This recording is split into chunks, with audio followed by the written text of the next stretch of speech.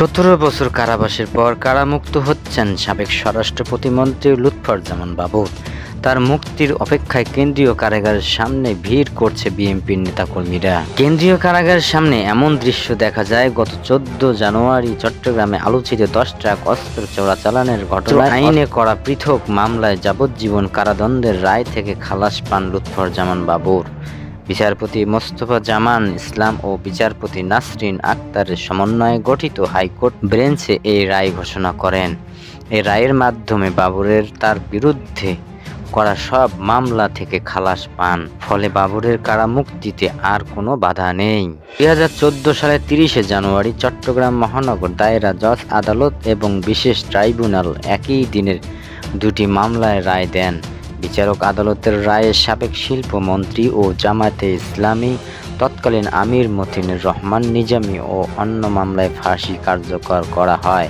সাবেক স্বরাষ্ট্র প্রতিমন্ত্রী লুৎফরজামান বাবর, লুৎফা নেতা পরেশ বড়ুয়া এবং দুটি গোয়েন্দা সংস্থার ঊর্ধ্বতন কর্মকর্তা সহ 14 জনকে মৃত্যুদণ্ড দেওয়া হয়। এরপর আসামিদের ডেথ রেফারেন্স হাইকোর্টে আসে।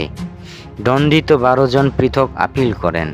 মামলায় আসামিদের ডেথ রেফারেন্স, মৃত্যুদণ্ডের অনুমোদন ও আপিলের ওপর 6 নভেম্বর হাইকোর্টে শুনানি শুরু হয়। 2007 সালে 8 মে আটক হন লুৎফরজামান বাবর। এরপর বিভিন্ন মামলায় তার দণ্ড হয়।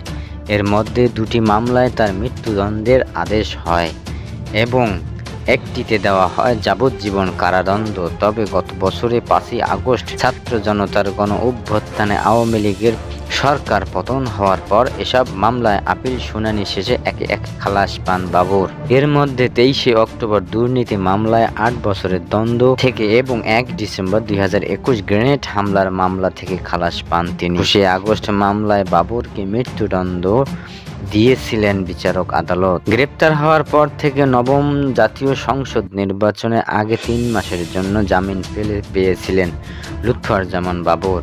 নেত্রকোনা জেলা বিএনপির সাবেক যুগ্ম সম্পাদক ও বর্তমান সদস্য মির্জা হায়দার আলী বলেন, তত্ত্বাবধায়ক সরকারের সময় গ্রেপ্তারের পর নির্বাচনের আগে মাত্র 3 মাসের জামিন পেয়েছিলেন তিনি। নানা ধরনের শারীরিক অসুস্থতা নিয়ে তিনি নির্বাচনী প্রচারণায় অংশ নেন। নির্বাচন শেষে ফের জামিন চাইতে গেলে তাকে গ্রেপ্তার করা হয়। এরপর আর তাকে জামিন দেননি আদালত। তার মুক্তির মধ্য দিয়ে ভাটি বাংলার মানুষের স্বপ্ন পূরণের পথ যাচ্ছে।